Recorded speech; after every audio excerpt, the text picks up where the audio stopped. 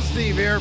Hey, Larson. And welcome back to Going in Raw, the only pro wrestling podcast you need to be listening to. On today's episode, we're going to be talking about last night's Monday Night Raw. Larson, it seemed to end an hour early. What was up with that? It was strange because I tuned in at about 6:30 and they're starting the World Heavyweight Championship match. I was like, why are they having this in the middle of the show? I forgot they were going to 2 hours. You actually? I actually legitimately forgot. Dude, I had somebody in the Wrestle Juice comments mention that they were at the show and were confused. They went live and were like, wait, it's only 2 hours. That's right. Yeah, no, I was this close. I was thinking of doing like a live watch along thing. And then I didn't do that. So yeah. Because are they going to wonk the heck out of this finish to have it in the middle of the show? If so, what's the main event? I haven't heard of anything else announced that could be the main event over this. It's all very confusing, and then it's like, oh yeah, it's only 2 hours. Yeah, it was very confusing. But yeah, so we're gonna talk about what Raw looks like with 2 hours, only 2 hours of Raw. Got to remember, it's the first time they had to do like a double taping as well, so it's extra. It's extra out of the ordinary. Hey, let's just jump into this right now because I saw a lot of talk about the 2 hour Raw, and I mean, a lot of people, and I don't necessarily disagree with this, felt like Raw last night was not exactly WWE's best effort. Mm-hmm. And then I was thinking about it. Okay, good. And so Raw was without a lot of the stories that were carrying the show. By that I mean Punk and Drew. That seems to be over. Punk said, I'm leaving for a while. I got to heal up. Yeah. Basically, everybody involved in this Judgment Day Terror Twins feud said last night, we're moving on to other things. There was no Judgment Day except for when... Pre-recorded stuff.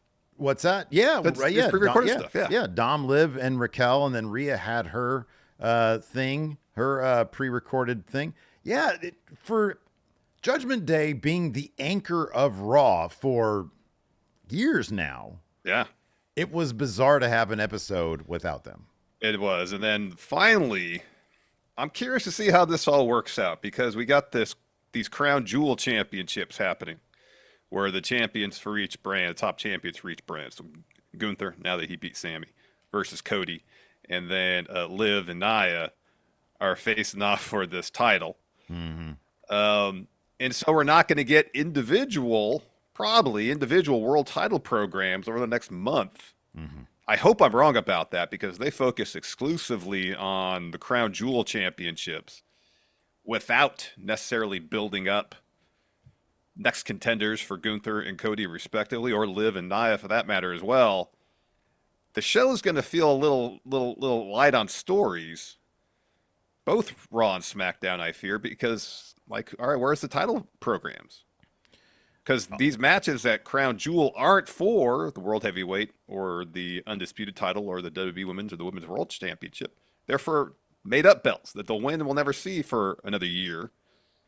So to kind of jettison, it feels like, hey, Crown Jewel's coming up, exhibition show.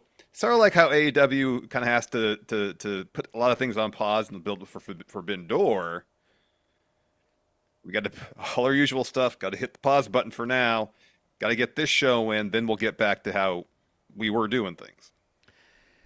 Yeah, dude. I mean, that's a good point. They do seem to be focused on Crown Jewel, and they seem to be focused on these ugly ass championships that, like you said, I'd be mildly surprised if we even saw them next year. You know what I mean? Like they did the one Greatest Rumble with that title, didn't see it again. This time they got this underwhelming Crown Jewel championship. Whether we see it or not, I feel like is going to be a toss up. But for right now, it's all roads are leading to that. And I think I saw one, if I'm not mistaken, Tiffany Stratton is making her way to Raw next week as part of that went down because of the tapings. And so there were a couple spoil. I'm not going to spoil exactly what happened, but there's, one. Because Liv has already said, because Tiffany's wrapped up with the Nia Jax stuff, obviously Liv's going to be seemingly her next opponent.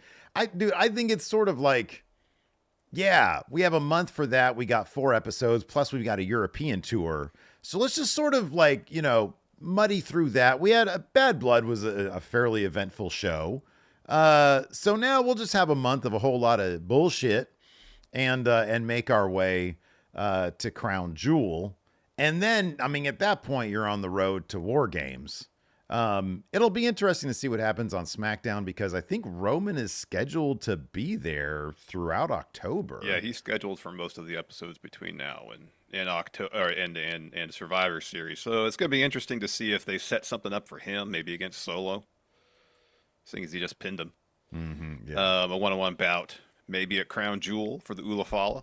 Mm-hmm, yeah, maybe. You know, there's got to be some matches on the Crown Jewel card. I mean, there just has to be because they can't just have 2 matches on the card. They have some bearing on the stories they're in the midst of telling now. They can't put everything on hold. Well, okay, but here's the thing, though. Like, the stories that are in the midst of being told, seemingly we're done with a bunch of them. With the exception of Roman and Solo, they could easily do that at Crown Jewel. Roman Solo for the Ulafala. Yeah, but that feels like that should be something after deal. War Games. Yeah, it's a big deal. You know what? Hey, you know what they'll probably do? Or this might be weird. Roman tagging with Jimmy. Oh, could be Roman and Jimmy versus for the tag titles. Oh, could be. That could be that because that's kind of a Crown Jewel worthy thing. Yeah. Jimmy could eat that pin with bloodline interference. Maybe. Or they could win the tag titles. I don't know. Entirely possible. I mean, that's one match they could do. You could do a United States Championship match as well, and then you throw do the triple threat. Is there 3 or 4 people? Oh, AJ's gone. That's right. AJ's probably going to be out of action if he is in fact hurt. Yeah. But yeah, you got Mello, you got LA Knight and Andrade, so you could do. And then you could do the women's tag titles there as well. They like to, act like, the women are wrestling there. It's groundbreaking every time. It's been 5 years now. But yeah, so there's your 5 matches right there. Yeah. Or hey, they could dust off Goldberg. I know it wouldn't be Gunther, obviously, but no. I don't know. It could be somebody else. I don't know who it would be. I don't know who either. But anyways, I guess the point I was trying to make is there's whatever shortcomings that were there on Raw last night. I don't know if you can necessarily pin on some of it you can, but not exclusively on it being 2 hours because they took out so many of the stories that have been kind of been the through lines for Raw for the better part of the year, if not longer, the case of Judgment Day. So you're kind of left with a bit of a bare bones from a storyline perspective episode of Raw. Well, you're left with the Raw scene that's bare bones right now. I mean, hell, if they had that 3rd hour, I guess you could, split up that giant 10-woman, 10-person tag match. Could have had 2 tag matches. Could have had a tag match. You could have a couple of those. A 6-woman tag match later on the show, yeah. You could have expanded a Jey Uso versus Xavier Woods. You could have doubled the length of that, and there's your 3rd hour right there. Your third 44 minutes or whatever it is.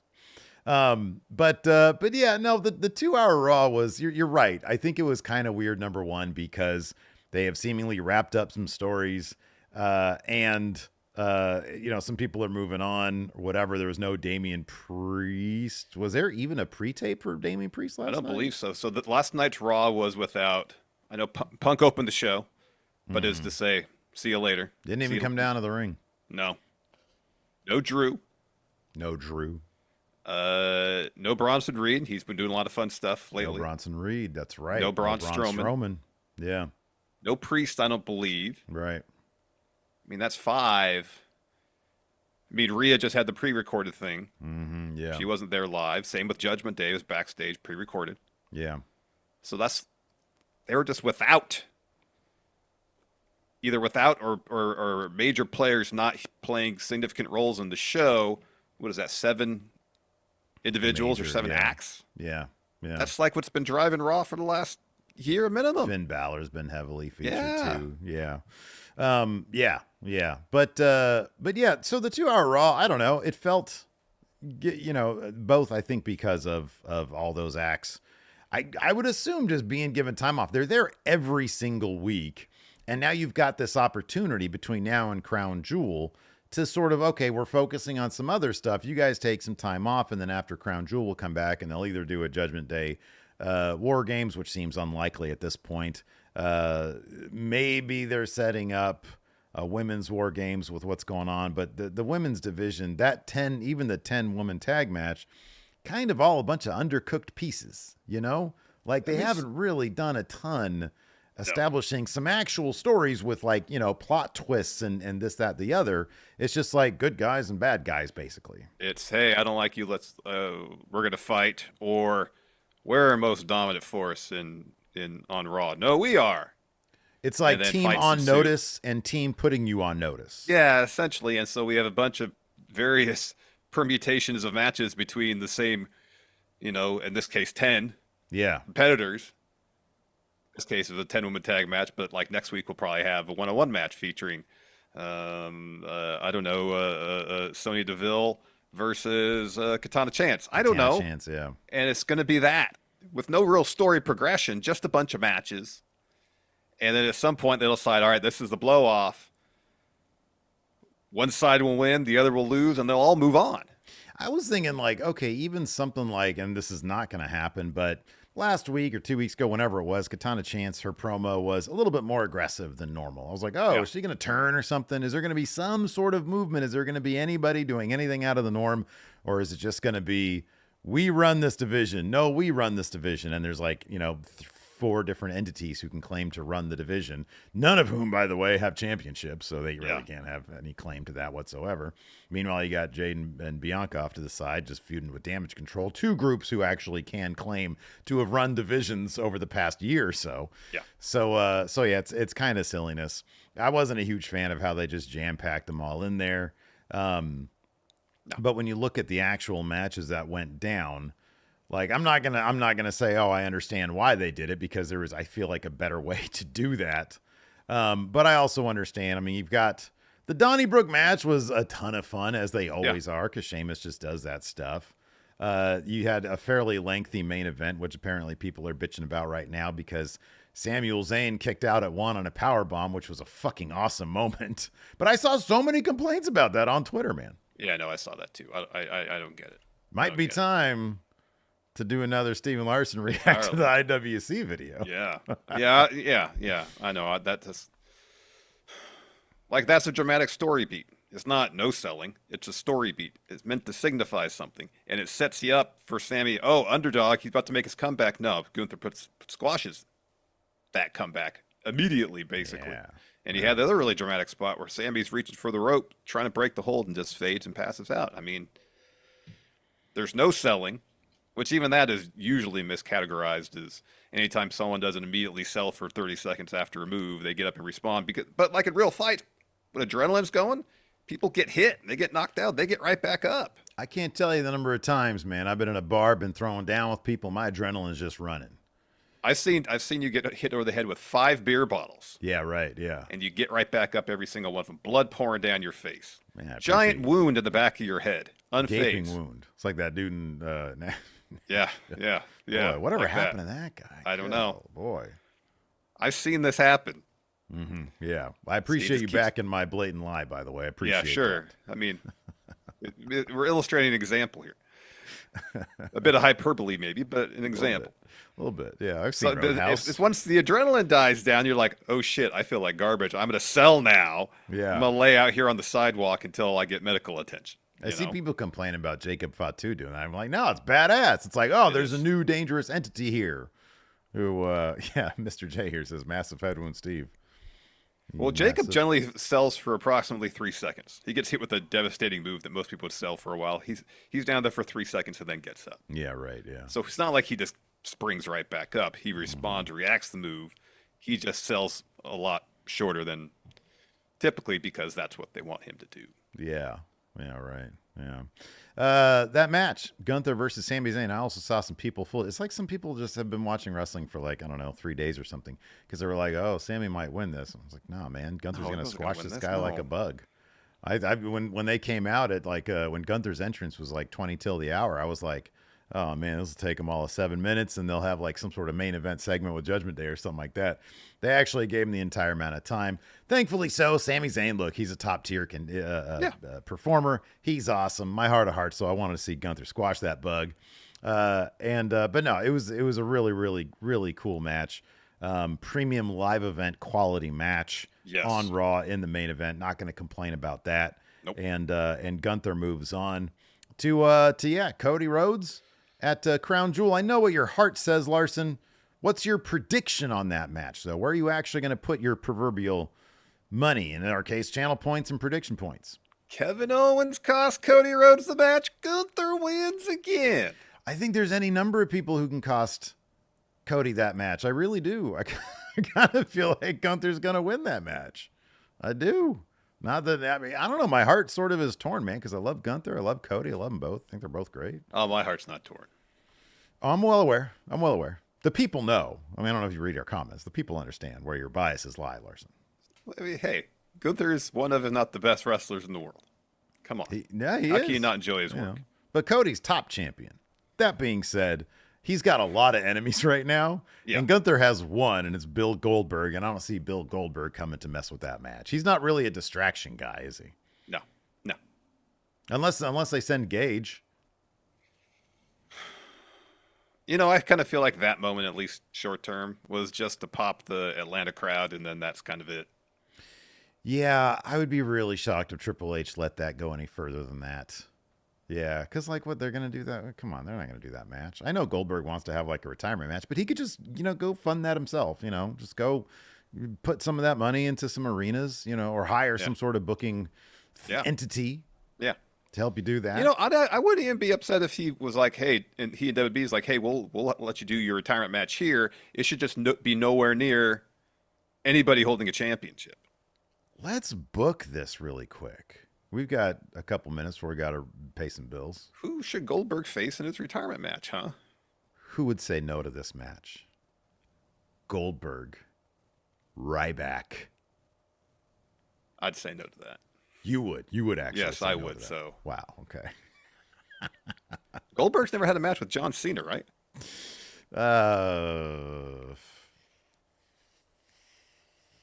You think he's gonna be on Cena's bucket list thing? That is his final. I don't know. I'm just throwing. I mean, it's a high profile match. I mean, a lot of people here in chat are saying Bron Breakker. That makes sense. You need somebody who knows how to. You need a vet. I'm sorry. You need a vet. Oh, by the way, speaking of Bron Breakker, we got now a heel turn. After 1 week after a face turn. Yeah, his face. He's already on Big Show status here. He had a face turn last week. So was last week's subterfuge? Yeah, he was. He was out there, and I don't know. Maybe he got upset that Jey Uso. It was a miscommunication. Jey Uso stole his catchphrase. He was like, "Hey, there are dogs barking out here," and everybody's like, "Yeah, our feet hurt." And then and Bron's like, that's why that smile was on his face, because he's like, did he just steal my catchphrase? He was paying homage to him. Yeah, but he took it personally. But Bron Breakker, in kayfabe, not the smartest guy, thinks that Jay's stealing his catchphrase. So he turned heel again. Interesting. Yeah. Interesting theory there. Or Bron Breakker, ironically, hates tag team wrestling like me, took out two of the most iconic tag team acts with Jey Uso and the New Day last night. So he's like declaring war on the hot tag. That would instantly launch Bron Breakker, I think, to top 5 for you. Mount Rushmore. Yeah. Top 4. Well, there's only 4 in Mount Rushmore, but I meant top 5. No, I'm boosting it up to 4. I'm going. I don't know what monument has 5, but Mount Rushmore I know has 4. 4. So that's where he's at right there. All right, there you go. Yeah. Anyways, let's go ahead and pay some bills here, Larson. Let's do it. No segue. Just jump right into it. Straight to business here. Yeah. This episode of Going in Raw is sponsored by BetterHelp. Halloween. It's almost here, and it's the time of year we have some fun with what scares us. But what about those fears that don't involve ghosts and ghouls? Sometimes the scariest thing is not facing your fears in the first place, but therapy is a great tool to help you face those fears and find ways to overcome them. And if you're thinking of starting therapy, give BetterHelp a try. BetterHelp is completely online and designed to be convenient, flexible, and suited for your schedule. All you got to do to get started is fill out a brief questionnaire to get matched with a licensed therapist, and then you can switch therapists at any time for no additional charge. So back in my mid-20s, I was afraid of a lot of things. Because I was dealing with severe anxiety, so much so that I rarely left the house. Eventually, I realized that I had to go to therapy, and therapy helped me learn the skills I needed to better cope with my anxiety and allowed me to go back out into the world without being so fearful. So overcome your fears with BetterHelp. Visit BetterHelp.com/raw today to get 10% off your first month. That's BetterHelp. HELP.com/raw. And let's get a word from our sponsor, DraftKings Sportsbook. TD. Tutty. In for 6. Touchdowns. Touchdowns, you see, Steve. Touchdowns matter more at DraftKings Sportsbook, an official sportsbook betting partner of the NFL. Regardless of how you refer to them or how they're scored, we want to bet on touchdowns, and DraftKings Sportsbook is delivering. So if you're ready to place your first bet, you can bet on something simple like choosing a player to score a touchdown. All you got to do is go to the DraftKings Sportsbook app and make your pick. Speaking of touchdowns, I hope my Eagles score a few of them this weekend. They're currently favored against the Browns, and well, yeah, lines and odds are subject to change. I'm going to start practicing Eagles fight song, Steve, so I can sing it every time Eagles score a touchdown. You want to hear it? Nope. All right, fine. So, score big with DraftKings Sportsbook, the #1 place to bet touchdowns. Download the Sportsbook app and use code RAW. That's code RAW for new customers to get $200 in bonus bets when you bet just $5. Only at DraftKings Sportsbook. The crown is yours. Gambling problem? Call 1-800-GAMBLER. New York, call 877-8-HOPE-NY or text HOPE-NY 467-369. In Connecticut, help is available for problem gambling. Call 888-789-7777 or visit ccpg.org. Please play responsibly on behalf of Boot Hill Casino and Resort, Kansas. 21 plus age and eligibility varies by jurisdiction. Void in Ontario. Bonus bets expire 168 hours after issuance. For additional terms and responsible gaming resources, see dkng.co/ftball. You want to talk about CM Punk taking a break? This guy said, hey, Phil, Hey. we got the Saudi show coming up. And Phil says, doesn't work for me, brother. So he limps out there, comes to the stage, almost gets lit on fire, apparently. I don't know what exactly happened there. Yeah, I don't know what that was referenced to. Something went off behind him, and he was like, oh, man, I'm going to be caught on fire here. I think the pyro guy must have accidentally or something like got delayed, because I did notice a flash behind him. I'm like, oh, shit. Oh, wow. So anyways, he limps out there. Says, I want to thank a lot of people. I want to thank my fans and my haters. And he says, you can't put me down or whatever. And then he says, but I'm going to go away now, people of Earth. And I'll be back one day. And then he flies away. Before he does, Seth Rollins, I'm like, oh, they're just rushing through all this shit because they only got 2 hours, which I was happy to see. But yeah, he's going to be taking a break. I think it's a, smart move. He's been through a brutal feud, and I know there's been plenty of time between his matches. He's not a guy who wrestles a ton, which is a smart move on WWE's part because he's an attraction. So yeah, Punk gone for a little while. How do you see his return going? There seems to be an obvious name for his return feud. How do you see this lining up? What's the timeline for Phil? Oh, he'll be back at the Rumble. You think it's going to be late January? Well, actually, it's February 1st, the Rumbles. He's going to be gone for damn near 4 months? Uh-huh. No, not a chance. He's not going to miss. No. He ain't missing the first episode on Netflix. That's crazy. Oh, that's right. That's early January. Yeah, he'll be back for that. Sorry. He'll make his return there and say, I'm going to be in the Royal Rumble, and this year I'm going to win it. He'll come. He'll be there for Saturday night's main event. He'll be back in December. We'll see. That's probably going to be the thing that he's going to come back for. Because they were saying, was it Fightful saying that they're going to load up that first Netflix Raw pay-per-view. It's going to be a big deal. I think that, and because Saturday night main event is early December. December 14th. 14th, something like that. Mid-December at some point. I wanted to say 8th, but that's just an arbitrary number my brain came up with. So yeah, I don't know, man. I think that he's going to be there for the NBC show, and I think he's going to be there for the Netflix one. For sure, Netflix, maybe NBC. He won't be there for Survivor Series. War Games is what sells that, and if it's good bloodline versus bad bloodline or something to that extent, that sells the show. So yeah, he doesn't need to be there for that. He'll take probably a couple months off. He's a big deal though. He's like. Let's see where he's at on the old Raw banner here. But yeah, they're not going to have. Oh, he's like front and center. Some of the new marketing stuff. He's not going to have another match though. I don't think. Till maybe the Rumble. What the hell? Huh? The show banners. They're like Gone. They Maybe just they're have redoing like a techie gimmick, but behind the Raw logo It's and just the the logo. Smack Zone one too. No Have you, ever, people. have you ever noticed that the new SmackDown logo looks a lot like the Subway logo? Subway logo is two-tone as Oh, well, yeah, yeah, yeah, and yeah, it's split in yeah. half just like the SmackDown one. The only difference is that the S has arrows at either end. Yeah, look at that. But here's the thing: they're not trying to make the S double as an S and a W. I know, but the S is still split in a It similar is fashion. split. Yeah, that's silly. What the heck? And it's arrows? Why? Yeah, I don't know. Like, I get it, like Subway sandwich, Subway transportation, but like you're kind of hewing too close to the transportation aspect of things. And that's not what I Yeah, think of when I think of a Subway sandwich. no. That's weird. Usually when I think of Subway sandwich, I think I'd rather have something else. I think let me go get a real sandwich from someplace. Yes, And not exactly. what do they put in it? Like a yoga mat? Yeah, that's what it was in the bread. That's weird. But yeah, I don't know. What are we? Early October. Yeah, War Games is late November, yeah, about a month and a half away. and then early December. Yeah, he'll be back for. He'll come back. He'll come back the Raw after War Games. That's when he'll be back, All and right. he'll say it's Saturday night's main event. I don't know who he's going to take on, but he'll take on somebody there. Well, I mean, Maybe that. Seth's Hey, maybe Saturday night main event will be the Gunther match. oh, I guess that could be. You could do that. Could be.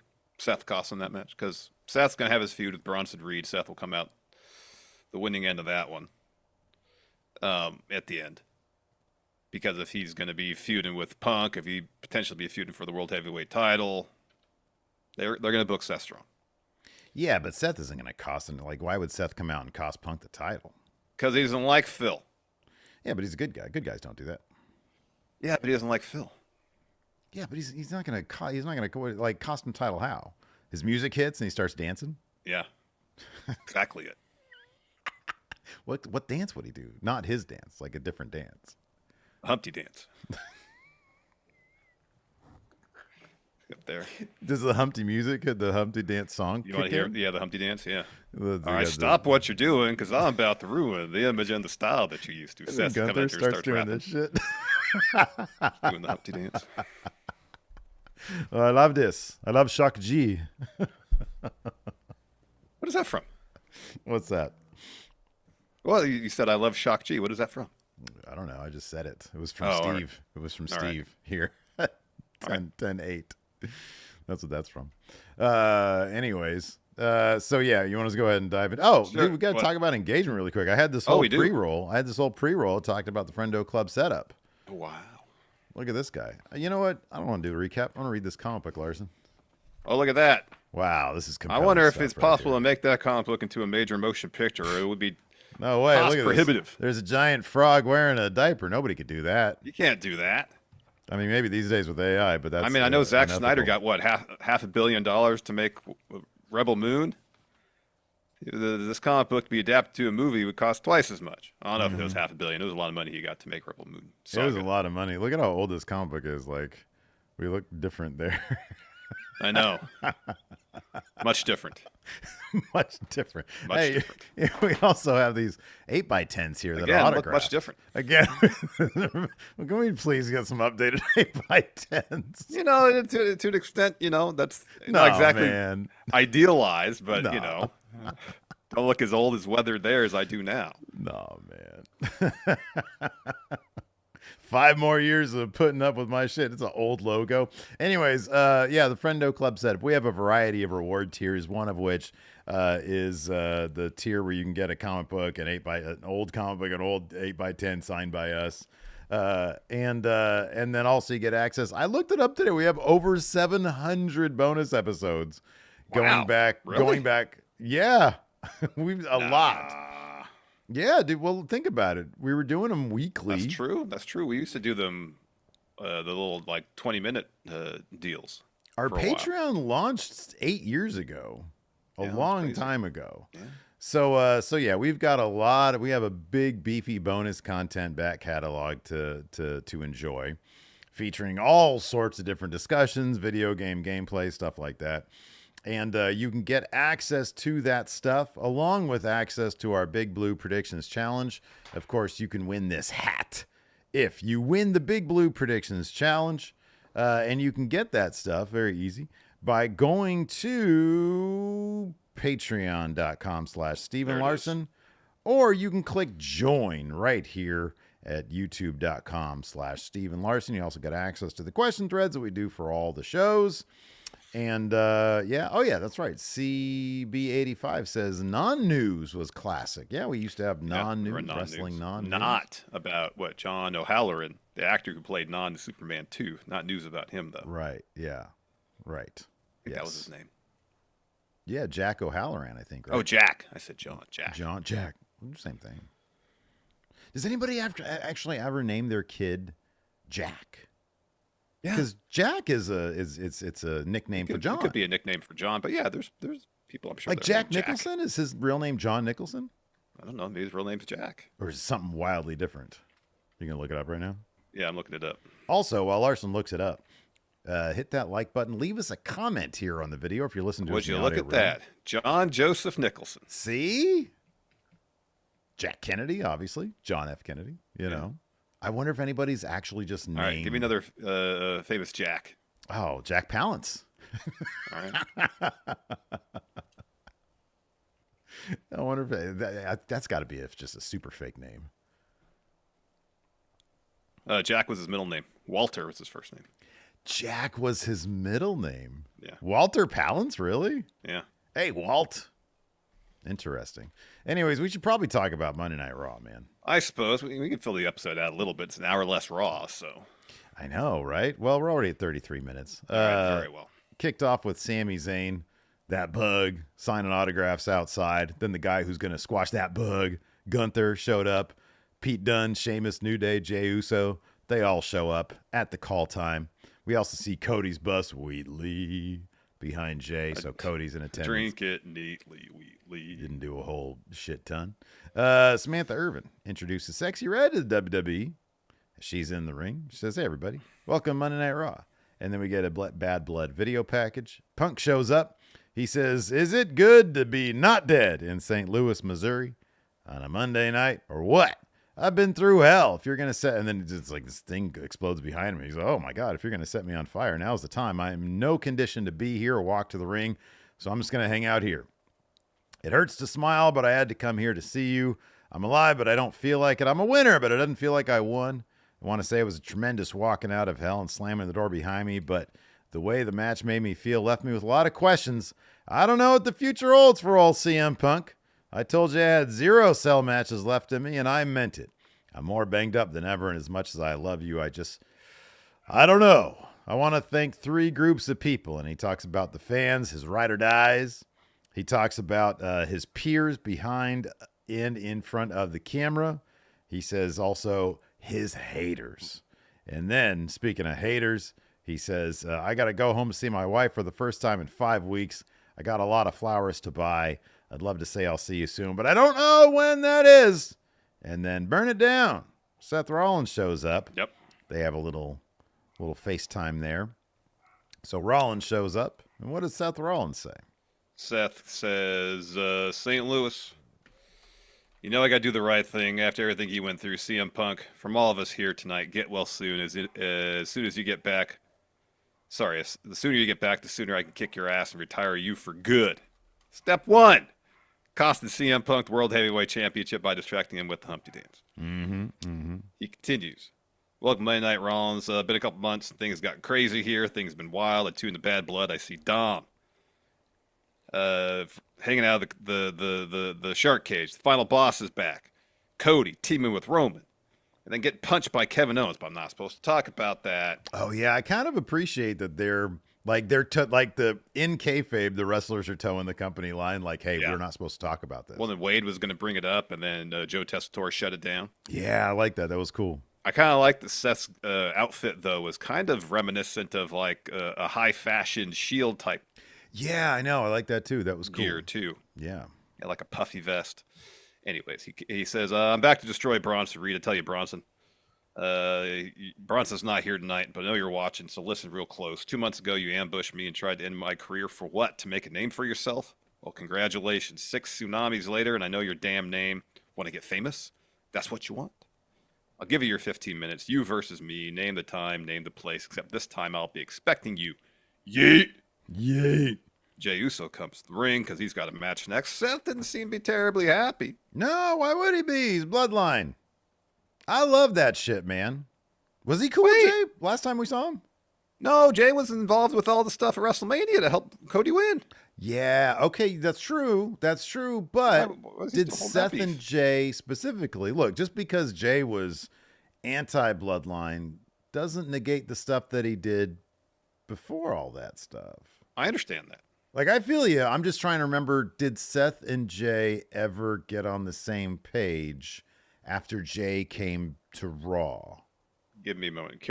Carry on. I'm going to check something real quick. Because I'm probably just literally forgetting incredibly memorable story beats, and that's entirely possible. They were on the same War Games team last year. Oh, wow. Okay. Seth and Jay were, so. Okay, yeah, the Orton one and all that. Yeah, okay. Oh, they're probably at least kind of cool. All right, well, Seth ain't having it. I don't know. He's like, hey, he's got the Intercontinental Championship. They were cool at War Games. Okay, yeah. Yeah, man, I don't know. Seth showed up, had no time for Jey Uso. Yeet. I think Rollins said no yeet. Rollins seems to be no yeet, Larson. In any event, we had Yeet versus Xavier Woods. Why was this match so short? Because it was only 2 hours. They don't have time for long matches. Well, they had to jam 18 women in the same match, Larson. Come on. Donnybrook match was long. The main event was long. Man, I saw the look on Alex, Queen of the Ring's face. I saw like her reaction is posted up a bunch of places. She ain't having it. She ain't having it. She's like, what is this shit? Man, I saw all those women come out. What the fuck? Like, why would they do that? You know what everybody's going to say. You know the reaction. I know. Anyways, getting back to I'm getting ahead of myself. So Woods is kind of dominating Jey Uso for a large part of this match. Then he comes off the top to try to do the thing, and he gets a super kick. And that leads to an Uso splash. Jey gets the cover. 1, 2, 3. And then afterwards, Kofi's checking on Woods. Jey recovers. And, of course, a ton of history, just real tight, almost a brotherhood in competition between these two teams. Yes. And so Jey is like immediately like, hey, I'm trying to raise his hand, trying to, good sportsman him. Woods ain't having it. Nope. Kofi and Jey, they're cool. They're on the same team. Woods is like, nah. So they leave. And Bron Breakker shows up out of nowhere, spears the living hell out of Jey. Kofi's like, we got to go help him. And Woods like, nah, I'm the quarterback. I say no. Yeah. And then Kofi goes in, tries to attack Breakker. Bang, gets hit with a spear. Bron charges around the ring. Oh, absolutely annihilates Xavier Woods. Gets back in, second spear on Jey. Grabs the belt, raises it above himself before tossing it back on Jey. More of the Woods and Kofi stuff a little bit later. Given that Bron Breakker's story is he loses and then he wins. Wins and learns. Is this going to be a short title run for Jey Uso? It could. Did you notice that Joe Tessitore was calling Bron's spear not a spear, but a super spear? The one specifically on the outside? All of them. Oh, wow. Call it a super spear? Every single one. Super. I wonder if it's because he like bounces off the ropes a couple times. I wonder if it's because he's going to have a match against Goldberg's coming up soon. Super spear versus spear. You got to figure super spear wins again, Larson. You'd think so. It's got the qualifier super in front of it. W.S. Fletcher brings Note up the verb super. Note the adjective super. Oh, that is actually. That actually is an adjective. You're right. That is actually not the joke, Steve. You did the joke is that it's not actually a verb. W.S. Fletcher says Drew brought it up to Seth. Why do you forgive him? Maybe Rollins had some time to reflect. Maybe. Yeah, I don't know. Maybe. Yeah. Then we got a Rhea Ripley video. She says, Liv, I should have known you'd weasel your way out of bad blood with the title. Continue to prove you can't beat me by yourself. Bring in Raquel. Smart. I'll give you that. What was smarter is that you didn't get caught. All you did was guarantee another beating and delay the inevitable. You need Raquel. I'm just going to have to go through both of you. Maybe another Viking Raiders teaser. Then we go to commercial. Apparently, they're going to be the War Raiders, man. That's cool. That is pretty cool. We see a replay of what happened before with all the super spears. Jackie tries to get a comment from Braun. He just walks away. Recap, more bad blood stuff. The Crown Jewel Championship announcement. Triple H commenting on the Kevin Owens Cody Rhodes brawl. We're currently aware what happened after Bad Blood, and we're gonna go ahead and see what that was. We're gonna handle it internally, I think he said. We're gonna handle it eternally. So then Cody's walking backstage.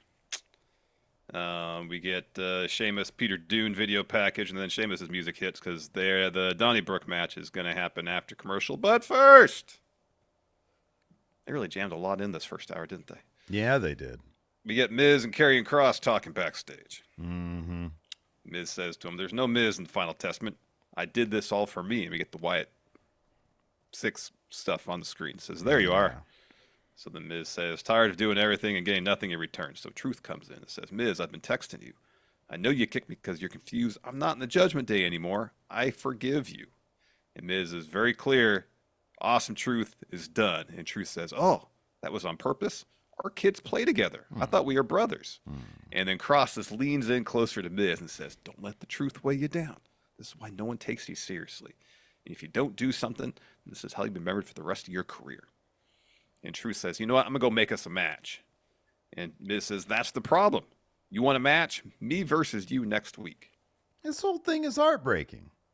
Oh, it's so sad. Because it's not like Miz is being like, "Oh, I'm super bad guy." It's just like, I kicked you in the head because I'm tired of your shit.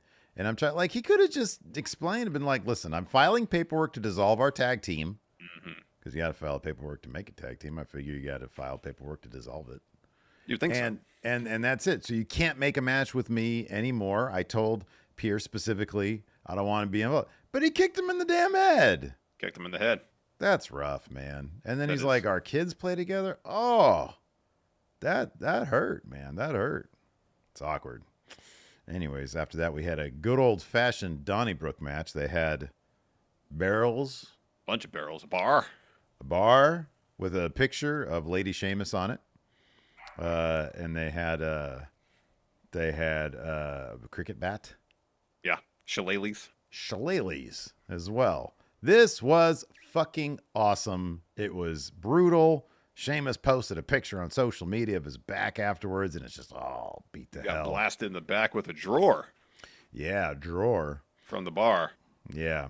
And, this is rad. And it ended with him hitting a bro kick while he was zip-tied behind the back, which is very impressive. And he just sort of falls on Pete Dunne to get the win. Sheamus in that social media post also said, "Butch is officially dead. Long live Pete Dunne. Much respect." Earned respect. Yeah, no, that's great. That's great. Finally, Sheamus can start picking on Pete Dunne by calling him Butch. Mm-hmm. Yeah. All right, we're backstage. Cody's got an interview with Kathy Kelly. She asked him about this weekend. He says, "I can't speculate on everything. You'll hear more Friday, but I'm here to find out what it takes to be the first ever Crown Jewel champion." So he wanted to watch Gunther beat Sami Zayn. So speaking of Sami, Sami walks up. Sami says, "I want to say this to you face to face. I want you to know I plan on being the one that faces you at Crown Jewel. Known you a long time. If you want to talk about, obviously Kevin Owens," but Cody goes, "No, just here to see what it takes. Can you shock the world again? You want to face me at Crown Jewel? Well, I want that too. Good luck, my friend." Yeah, No one wants to talk about Kevin Owens and Cody throwing hands. They're not allowed more like to. Kevin Owens throwing hands at Cody. Cody didn't get any shots in, didn't look like. He crumbled. That's your champion, Steve? Hell yeah, it is. You know why? Because that's the same thing I do, and guess what? Same thing you do. No, man. I like this too because afterwards, Joe Tess was like, oh yeah, they even made a new poster, perhaps in case Sami Zayn wins tonight. And it's like the worst Photoshop of Sami Zayn on the crown jewel poster. You could probably see Gunther poking out a little bit behind him. From underneath, yeah. It's so poorly done. But I was like, man, that is not legit. Nobody is releasing that poster. Sami Zayn probably made it himself and then co-opted a WWE design team email address and sent it from that. Nobody's buying that business. Nobody's buying that. Nope, not at all. Then we get a video package for the last Monster Standing match. Neither Braun or Bronson Reed were at Raw last night, selling the effects from that. Then we get Raquel, Liv, and Dom arriving at the arena earlier in the day. So Jackie walks up to him, wants comment.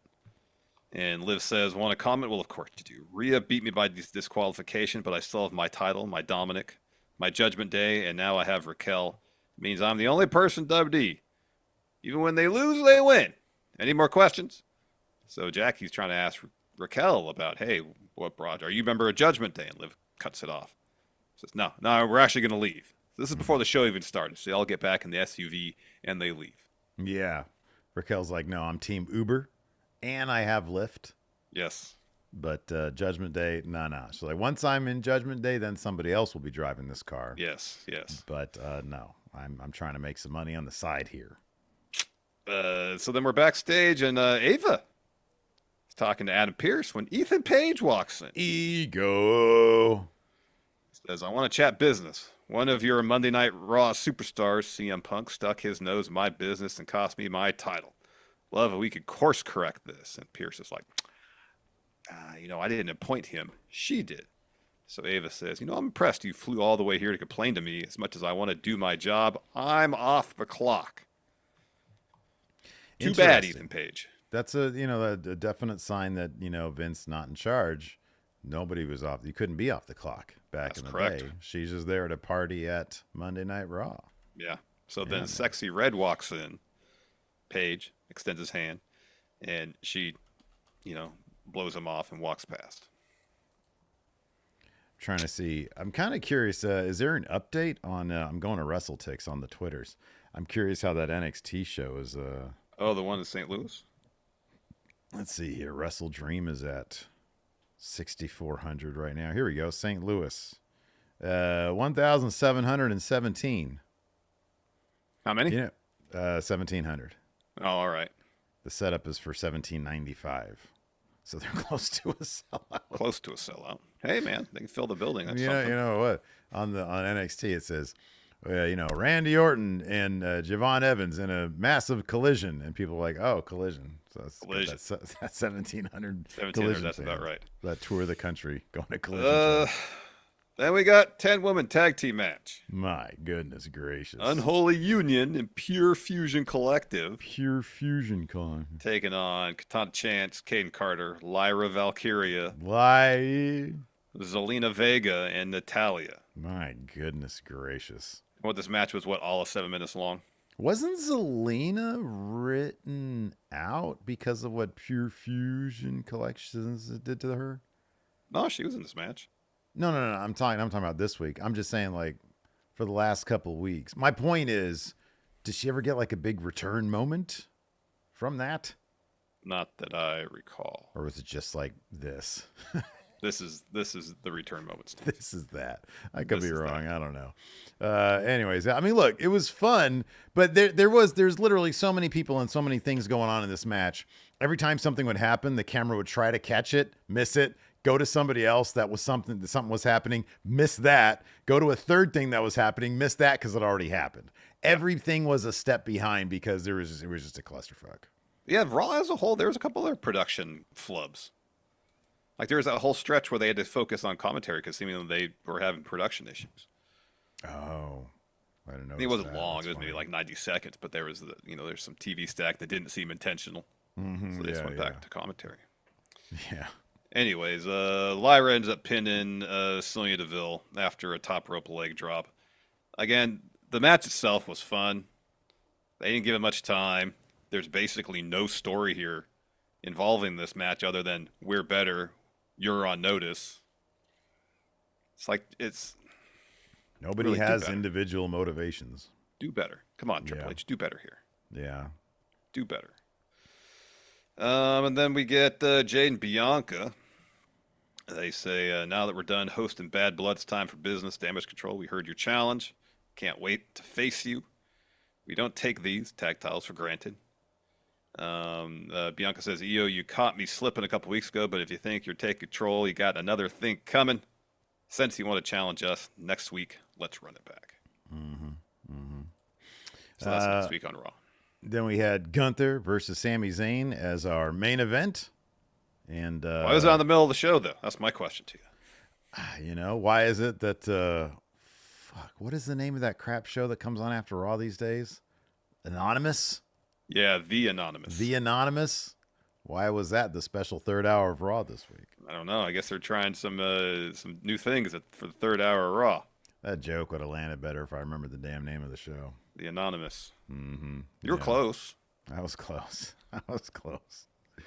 Dave Matuszek says, is Super Chat not working for anyone else? Yeah, YouTube's always weird that way. Like, there's been multiple times, specifically with Cultaholic, where I've been like, hey, you know what? I'm going to throw him $5. Yeah. And it won't let me. I don't know why. It's weird. That is strange. So I don't know. Why don't you guys load up some Super Chats and see if it works? Yeah, why don't everybody test? Make sure your Super Chats are working. Listen, everybody just load up a $100 Super Chat. Did you change the threshold for Super Chats so it's $100 and up? But is that the deal? Listen, man. Listen. 10 of you load up a $100 Super Chat, and then we can all go home. No, I'm joking. Anyways, yeah, this match was awesome. It was really good. Sami really kicking out at one at that power bomb, and then Gunther being like, all right, well, you know, he took his time. He was marveling at Sami Zayn kicking out at one, and they just went behind him and choked the shit out of him. Yeah. It was great. Sami struggles. He frees himself momentarily. They do the thing where he's fading, so the ref lifts his arm, and his arm stays up.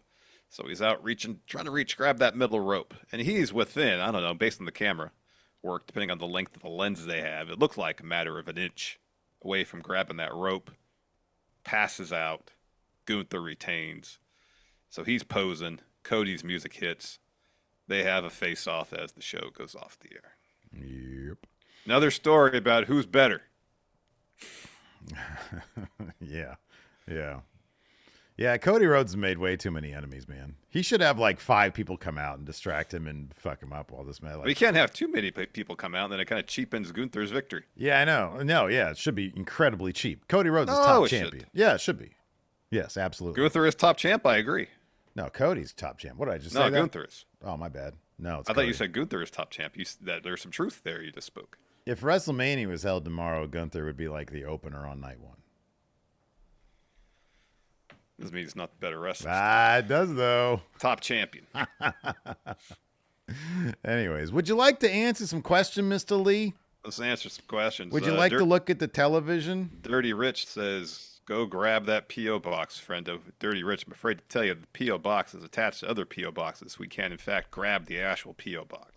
No, it'd be kind of awkward and weird. But I will go right after this show. Right after this show, I will go to P.O. Box. Also, to Wednesday, programming change on Wednesday. So wait, what was going on? So Dynamite's on tonight. So yeah, we're going to review Dynamite tonight. tomorrow. That's right. Are we going to try to do both Dynamite and NXT? Or just do Dynamite tomorrow? Oh, man. No pressure. I'm asking, so I know what I got to do between now and yeah, that's a good question. 10:30 tomorrow morning. I got to watch 4 hours of fucking wrestling tonight. You know what we could do? Ego. We could push the pod to noon. And then while we're wrapping up the show, we'll get the ratings in and see who won the Tuesday Night Wars. Ooh. That way, hopefully, he has enough time to watch both. And then change the thumbnail to NXT dominates AEW. NXT wins again. NXT wins again. That shit. What do you think? Hey, no, what do you think the fall off's going to be? Oh, for NXT? What'd they get last week? 850? 895? Oh, is that high? I don't know what it's going to be. They're going to beat AEW, though. This is the thing. I think the eventual drop off, I'm talking about like 3 weeks from now. Oh, we'll settle around 650,000. It's going to be basically what it was on USA. Yeah. Because like that's like a 30% drop. A 30% drop sounds kind of normal. You know, that sounds like, okay, realistic. So I might not go the full 30% tonight. I don't know. Oh, I don't think it'll do the 30% tonight, but it's a weak show tonight. Yeah. Because there's no CM Punk. Then again, so is Dynamite. What's going on over there at AEW? What's going on at AEW with this build to this Wrestle Dream? It seems like they had plans and then just completely changed course with everything 2 weeks before. Oh, what do you mean? Because Well, I think it was supposed to be Danielson and Darby for the title, and that was Mox. Yeah. Like apparently Chris Statlander and Stokely aren't a pairing anymore, and they never told the story of how that fell apart. Wait, what? So it happened on Collision where Statlander goes and confronts Mercedes and Camille. Yeah. But no Stokely. Was he elsewhere on the show? Not that I'm aware of. We'll see about that one. But she's still fighting Mercedes at Wrestle Dream, right? I don't know. It hasn't been announced yet. Yeah, I don't know, man. It seemed like Takeshita was going to wrestle Okada, but now it's Ospreay and Ricochet and him. Like, it seems like everything changed. Yeah, that is weird. Anyways, getting back to these questions. Alex Foster says, am I the only one who thinks Wyatt Six should be the ones to save the New Day from breaking up? I think they're focused on The Miz right now. Or is it Karrion Kross they're focused on? You know, that'd actually be kind of cool, right? Like, but hold off on that. Like, the Wyatt Six is bizarrely this force for good. And then you got Karrion Kross. It's like the Quantum Leaper and the evil Quantum Leaper. Exactly. What a terrible analogy that is. Nobody will understand that. I understood it. You're basically outing yourself as a total nerd if you're in our comments being like, I get it. Timor here says, other than the gaudy looking belts, what else should the winners of the Triple Crown, Crown Jewel, champ versus champ matches get for winning? Besides that ugly title. They should get the respective night 1 and night 2 main events at WrestleMania against the Rumble winners. Up. But then the Rumble winners don't get to choose, so I guess that's kind of lame. Look, man, Rock ain't involved in that show. He's gonna get something. I don't know. You know, maybe like what is there's got to be, they got to have like some really fancy hotels. Oh yeah. Where is it, Riyadh this time or Jeddah? I don't remember. Okay, well, wherever it is, they probably have some super fancy hotels. And you get like, you know, a weekend 5-star, whatever fancy, you know, stay that would be. All right. Your plane takes off on time instead of being held up. How about that? Guaranteed exit from the country. There you go. Not being scared that you might not make it home. How's that for a prize? That'd be great. It's from Riyadh. Okay. Creamy Beef Tip says, why should I care about the Crown Jewel Championship if WWE can't even make me care about the Speed Belt? Hey, I care about the Speed Belt. Tomorrow, I think it's the narrative. Yeah. I don't. I'm going to watch it tomorrow. Expect a full review. Pizza Core says, remember when every episode of Raw would end in a 6-man tag match in the third hour in like 2015 and 2018? Vaguely, kind of. Kind of, yeah. I blocked out a lot of that time. Hell, I didn't even remember when Selena Vega came back two weeks ago. So, Aaron says, what would you do? What would you do / set up if you had creative control of WWE from right now until the Rumble? I would give the women some fucking stories, man. Got that right. I'd do some plot twists. Yeah. You know, motivations. Why doesn't somebody turn on their group and join the other group? Because they're like, oh, this group actually seems like they're putting everybody on notice and succeeding. Yeah, this group has a solid business plan. Exactly. And our group just likes to party.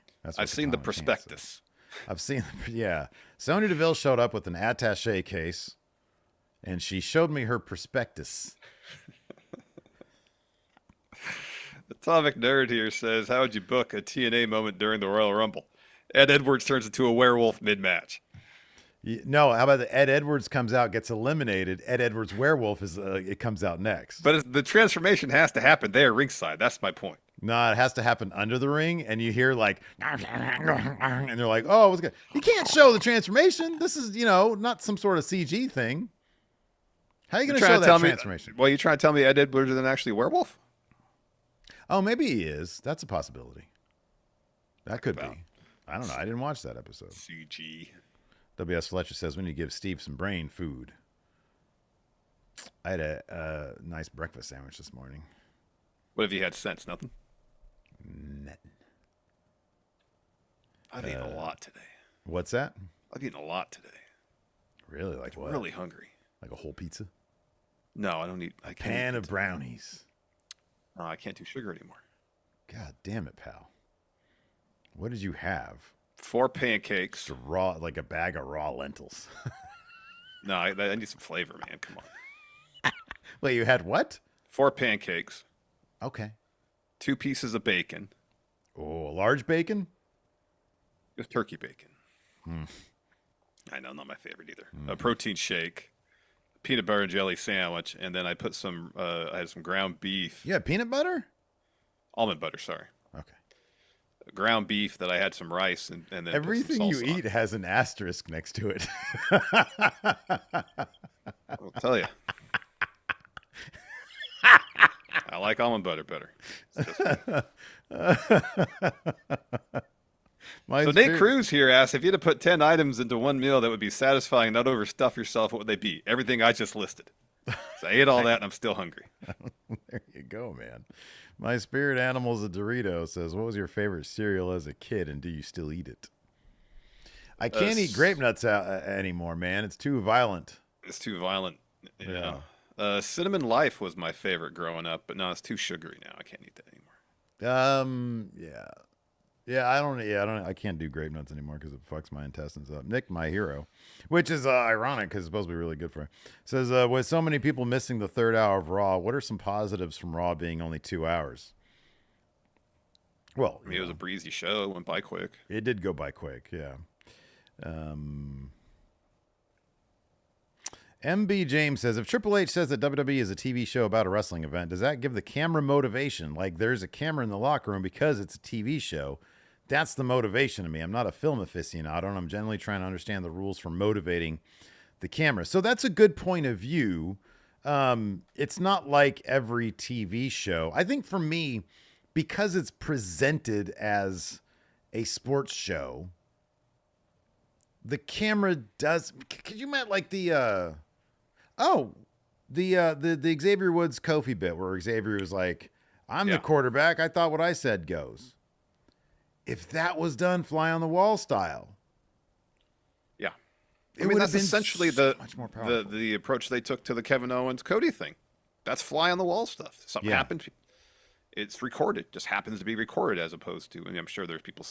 I know they said it was fan recorded. There's probably at least one person affiliated with WWE who was there to make sure that got captured. Yeah, sure, absolutely on video. I was kind of wondering. I was like, okay, I wonder how many of the ones that are out there that are getting the most traction were plants. Yeah. Maybe not, maybe so. I don't know, but it wouldn't surprise me. At least one. They want to make sure that's captured and gotten out there. For sure. Yeah, absolutely. They can't leave that to chance completely. Yeah. I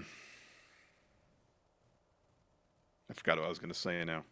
The fly on the wall stuff. I get what Poster is saying though. No, I understand that too, but there's a way to approach that feels a bit more organic and not so tied to how wrestling has been presented since the 80s. Like there's a way to film that's not so theatery, staged. Yeah, stagey. Yeah. Yeah.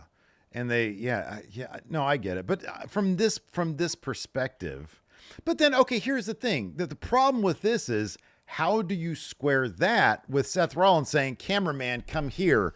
Bronson Reed, I've got news for you, buddy." You know, if anything, the fly on the wall approach would be more fitting to, hey, we have camera people backstage because we're making a TV show about a wrestling event.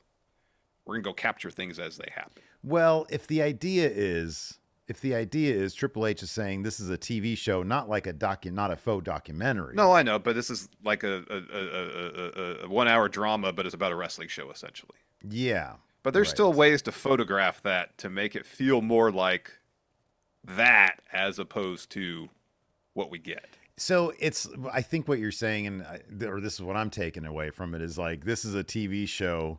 This is a poorly produced TV show about a wrestling event. Yeah.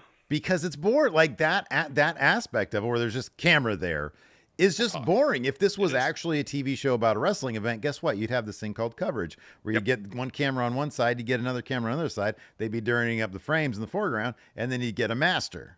That's a TV. Otherwise, it's just like poorly produced. It's just poorly directed. Yes. So there you go. Kelmiko asks, is Gunther the greatest call-up ever? You probably make the case. How was he? I'm trying to think. In what manner was he called up? I mean, he was in NXT for not very long, but he was in NXT for a spell. Yeah, he was in NXT. No, I know. I'm just trying to think. I'm trying to remember. Like called up. I don't know. Within a matter of months, he was Intercontinental Champion and had it for almost 2 years. I'm trying to remember. Like I don't necessarily think this is referring strictly to the call-up moment, just in terms of the success after call-up. I mean, would you consider the Shield an NXT call-up, even though they weren't the Shield in NXT? And even though Mox and Roman were barely in NXT. I mean, that's the other thing, yeah. I mean, Seth Rollins. Yeah, he was first champ. Yeah, first NXT he champ. was definitely an NXT guy. Yeah. And then they went back to NXT as the Shield for a brief period of time. Yeah. So, I don't know. If it's, for my money, if we're talking about call-up moments, it's Kevin Owens. Yeah, without a doubt. If we're talking about people who were that character in NXT prominently, I mean, Seth Rollins has had probably like the best run since then, I think. Like, that dude's done everything. Yeah, he's also had about a decade more time on main roster to build up accolades than Gunther. So, if we're talking has to get in a decade. If we're talking about out the gate, yeah, maybe. I guess. Yeah, in terms of like the best first couple of years, yeah. Yeah. Payday here says, do you guys believe every wrestler should have a kryptonite, like a wrestler they either can't or struggle to beat? And who does this dynamic the best? Baron Corbin had that, where he was always susceptible to the roll-up. Yep. I think that's an interesting idea. Then you could tell the story about, all right, this is my shortcoming as a performer, as a wrestler. Mm-hmm. Now I need to find a way to get better in that area. Mm-hmm. Yeah. No, I agree. Blind Cinephile Javier says, who, by the way, filled out his predictions and is in a really good spot right now in the Big Blue Predictions Challenge. Says, much like Raw's third hour, what small thing did you guys take for granted until it was gone? Oh, wow. Remember when Twinkies weren't like Hostess products weren't a thing anymore? But then they got brought back. Mm-hmm. So, yeah, I'm going to say that.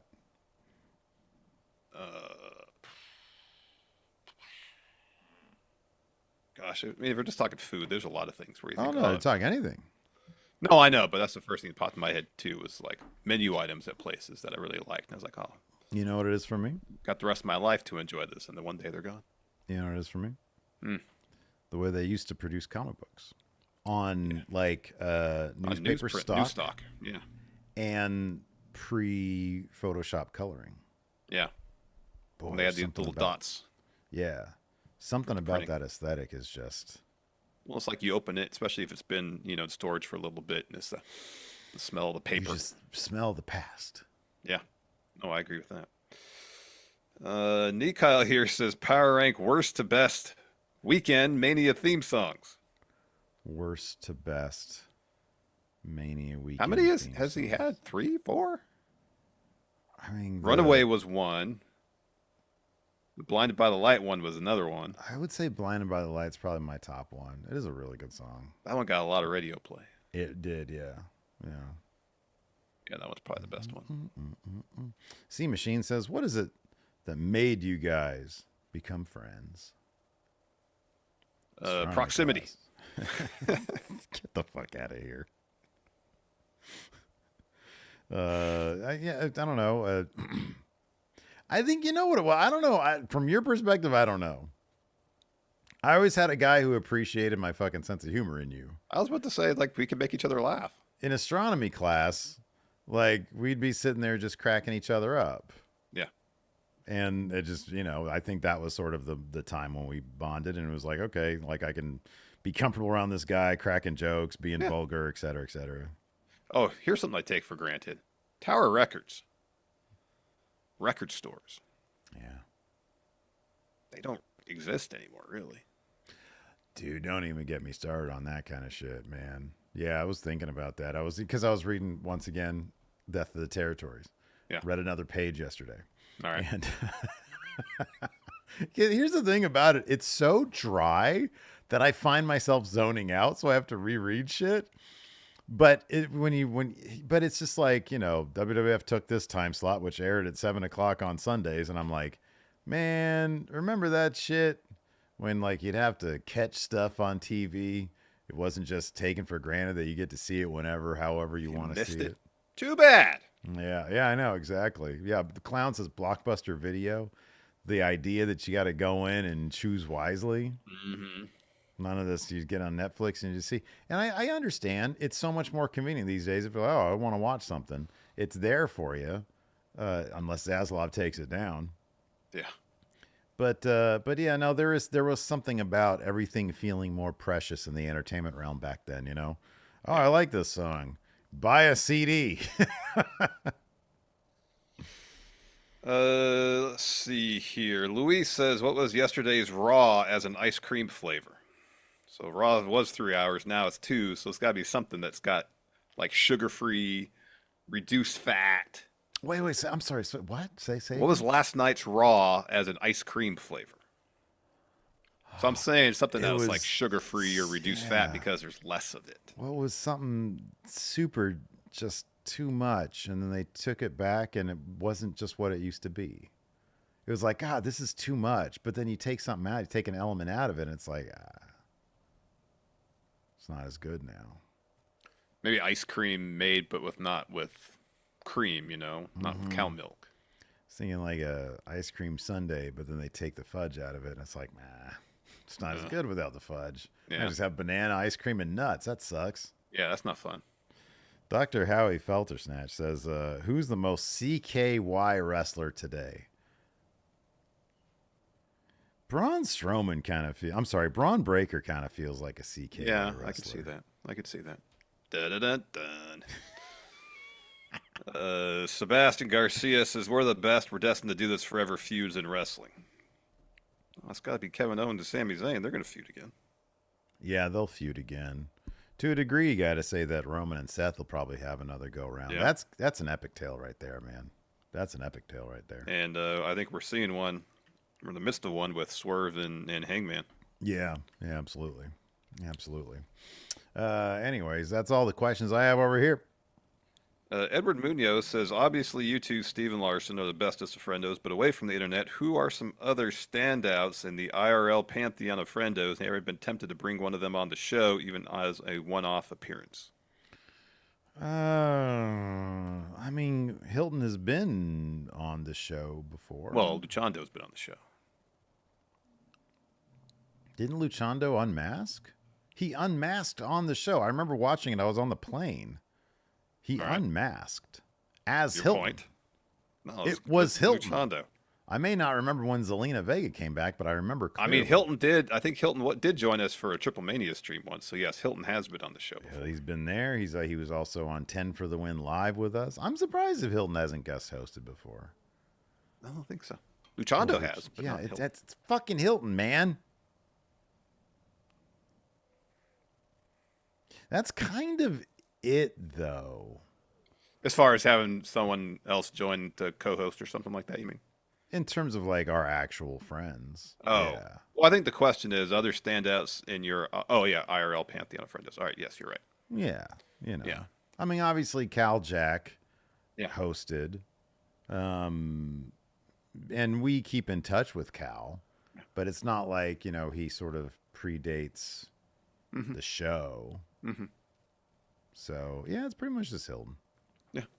I think Hilton, for the most part, is the only one of our friends who actually follows the product kind of, too. Yeah. Well, that's the thing. Yeah. Yeah. So, anyways, that's going to do it. Do you have any other good questions there? We kind of answered that one. No, I think that's it. Okay. Cool. All right, everybody. Well, thanks so much for tuning in. We appreciate it. We'll be back tomorrow with our Dynamite review, and maybe there'll be an NXT review. I guess we probably should. We can, I guess, try. We should probably just do that. We can. Let's do it later. Fit that in. What's that? Let's do the show a little bit later. Just do it at noon? Yeah. Okay. All right. We'll go ahead and do that then. That's going to do it for the show. Thanks, everybody, for tuning in. Appreciate it. Till next time. See you around. Goodbye.